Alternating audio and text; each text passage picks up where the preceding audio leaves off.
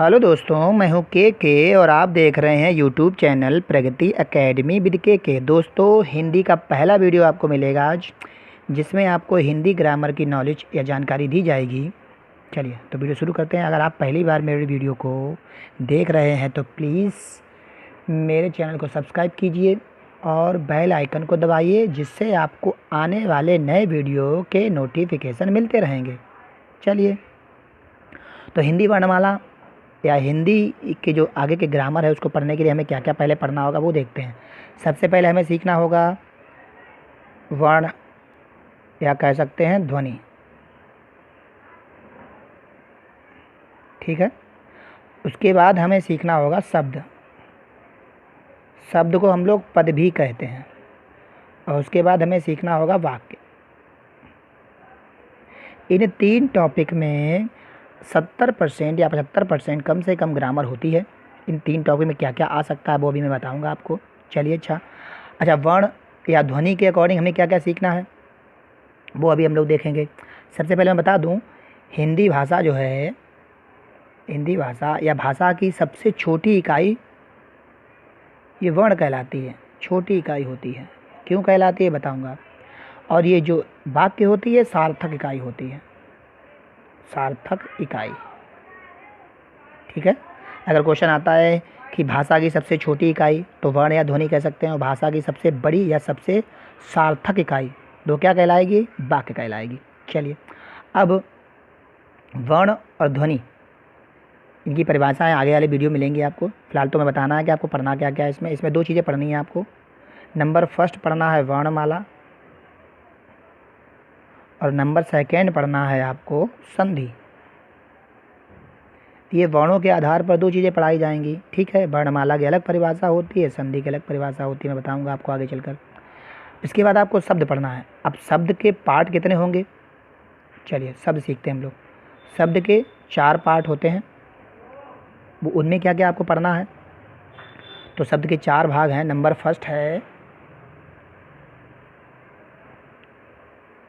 रचना, बनावट, या फिर कह सकते हैं व्युत्पत्ति। रचना, बनावट या व्युत्पत्ति के आधार पर अगर पूछा जाता है कितने प्रकार के होते हैं? 3 प्रकार के होते हैं। 1, 2 और 1, 3।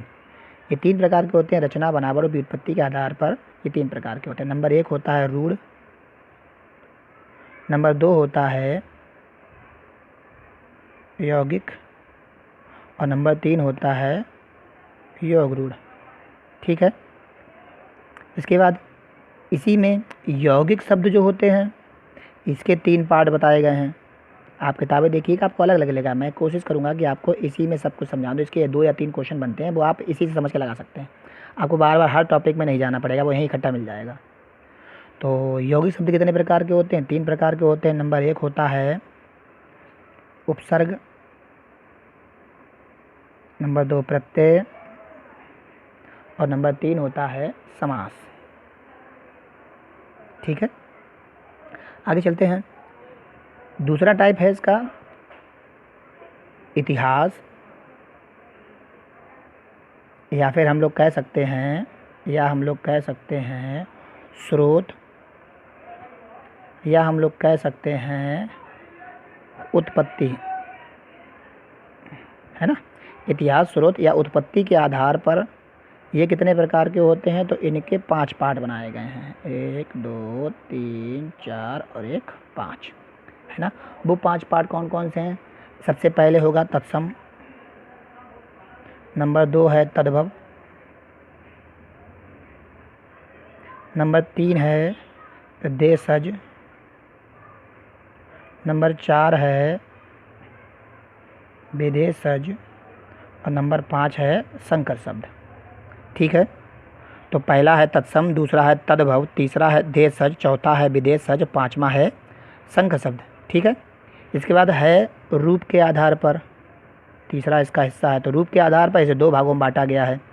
पहला है विकारी और दूसरा है अविकारी। ठीक है।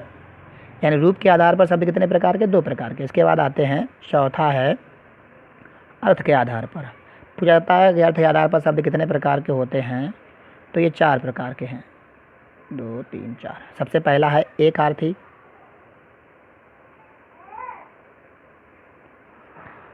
नंबर दूसरा है अनेकार्थी,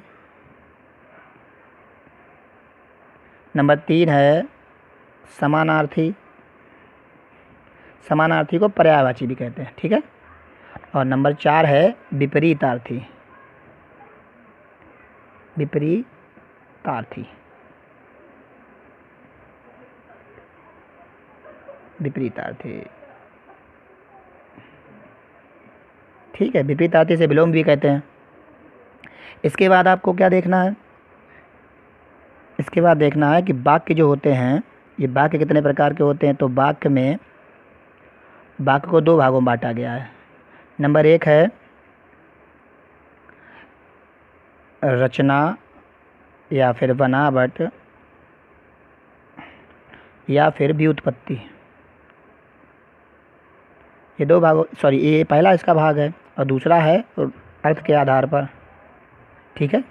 रचना बनावट व्युत्पत्ति के आधार पर वाक्य 3 पार्ट हैं इसके, 1 2 और 1 3 पार्ट। कौन कौन से हैं।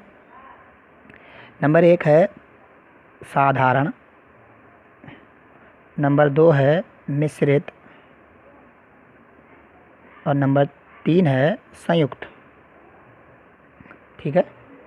तो रचना बनावट व्युत्पत्ति के आधार पर 3 प्रकार के हो गए। अर्थ के आधार पर वाक्य देखे जाएँ, ये 3 हैं, तो ये अर्थ के आधार पर इनकी संख्या 8 है। अब 8 कौन कौन से होंगे उनको ध्यान से हम लोग देख लेते हैं। पहला है विधानवाचक, दूसरा है निषेधवाचक, तीसरा है प्रश्नवाचक, चौथा है आज्ञावाचक, पांचवा है इच्छावाचक, छठा है संदेहवाचक, सातवां है संकेतवाचक और 8वां जो है वो है विस्मयवाचक, ठीक है। तो इन चीज़ों को हमें याद रखना है कि सबसे पहले क्या पढ़ना था हम लोगों को, वर्ण पढ़ना है। वर्ण में पढ़ना है वर्णमाला, संधि पढ़नी है इसमें। देखा तो शब्द जो है, शब्द में 2 भाग हैं।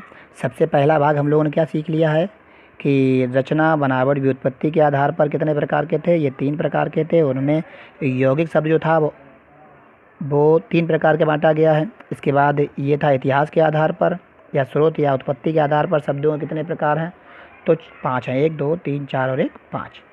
रूप के आधार पर शब्द कितने हैं, 2 हैं, तो 2 हैं विकारी और अभिकारी। अर्थ के आधार पर शब्द कितने हैं, 1 2 3 और 1 4, ठीक है। इतना सीख लिया। अब पद पे आते हैं। पद क्या होता है, चलिए पद के बारे में नॉलेज लेते हैं। पद, शब्द और पद में अंतर होता है। शब्द स्वतंत्र होता है, पद स्वतंत्र नहीं होता है। जैसे कह दिया जाए राम घर जाता है, तो राम घर जाता है में राम जो है वो पद है, ठीक है। लेकिन खाली राम कह दें, राम है, मोहन है, गीता है ना, कानपुर है, तो ये शब्द होते हैं। अकेला लिखा है तो शब्द है, और पूरे वाक्य में लिखा है तो वो पदों से मिलकर बनते हैं, ठीक है। तो चलिए अच्छा, अब पद में क्या क्या आता है। पद में नंबर फर्स्ट आता है संज्ञा, ठीक है, नंबर फर्स्ट संज्ञा। नंबर सेकंड आता है सर्वनाम, नंबर थर्ड आता है विशेषण,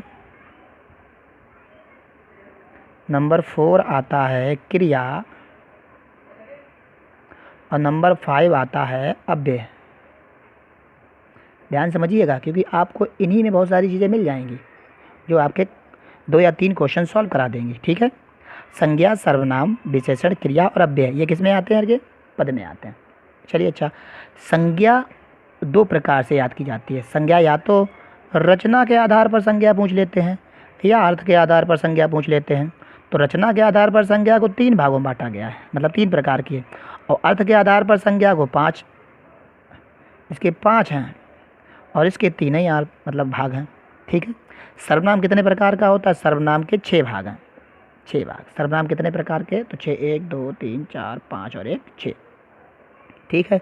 विशेषण कितने प्रकार के होते हैं? विशेषण 4 प्रकार के होते हैं। अभी आगे बताऊंगा इनको स्टेप बाय स्टेप। अभी तो मैं एक बार में सब कुछ बता दे रहा हूँ, जो जो चीज़ आपको पढ़नी है। ठीक है। क्रिया 2 प्रकार की होती है, विकारी और विकारी। अब इसमें बहुत कुछ है पढ़ने के लिए। अव्यय 4 प्रकार के होते हैं, 1 2 3 और 1 4। ठीक है। अव्यय कितने प्रकार के होंगे? अव्यय 4 प्रकार के होते हैं। 4 प्रकार कौन कौन से होंगे फिलहाल तो बता दे रहा हूँ। इसमें पहला होता है क्रिया विशेषण अव्यय, दूसरा होता है संबंध बोधक अव्यय, तीसरा होता है विस्मयादि बोधक अव्यय और चौथा होता है समुच्चय बोधक अव्यय, है ना। तो ये अव्यय हमें पढ़ाएंगे आपको, क्रिया, ये विशेषण, सर्वनाम, ये सब पढ़ाया जाएगा। लेकिन आपको इन क्वेश्चनों को सीखना ही होगा, क्योंकि ये एक ऐसा स्ट्रक्चर है जिसमें आपको अधिकतर क्वेश्चन मिल जाएंगे जो आपकी परीक्षा में आ सकते हैं। ठीक है। अब आते कैसे क्वेश्चन है वो देखिए, आपसे पूछ लेगा रचना, बनावट, व्युत्पत्ति के आधार पर वाक्य कितने प्रकार के हैं? 3 प्रकार के। और अर्थ के आधार पर वाक्य कितने प्रकार के हैं? तो 8 प्रकार के। ये आपसे पूछ लेगा। आपसे पूछ लेगा संज्ञा, आपसे पूछ लेगा संज्ञा कितने प्रकार की होती है? अर्थ के आधार पर तो 5 प्रकार की, रचना के आधार पर 3 प्रकार की। आगे पढ़ाऊंगा ये कैसे होती है। सर्वनाम क्या होता है? सर्वनाम 6 प्रकार के होते हैं। कौन कौन से ये बताए जाएंगे आपको। विशेषण 4 प्रकार के होते हैं, क्रिया 2 प्रकार की होती है, अव्यय कितने प्रकार के होते हैं? 4 प्रकार के होते हैं। इसके बाद आता है अर्थ के आधार पर शब्द कितने प्रकार के होते हैं? तो 4 प्रकार के होते हैं। रूप के आधार पर शब्द 2 ही प्रकार के होते हैं, विकारी और विकारी। इतिहास पूछ लेगा या स्रोत या उत्पत्ति के आधार पर शब्द कितने प्रकार से बांटेगा? 1 2 3 4 और 1 5। ठीक है। रचना, बनावट, व्युत्पत्ति के आधार पर शब्द कितने प्रकार के हैं? तो 3 प्रकार के, रूढ़, यौगिक और योग रूढ़। ये सारी चीज़ें बताई जाएंगी। अभी केवल एक बार में सब चीज़ बता दी गई है। ठीक है। तो और आपको मैंने बता दिया था कि वर्ण सबसे छोटी इकाई भाषा की जो होती है, वर्ण होती है, ध्वनि होती है ना।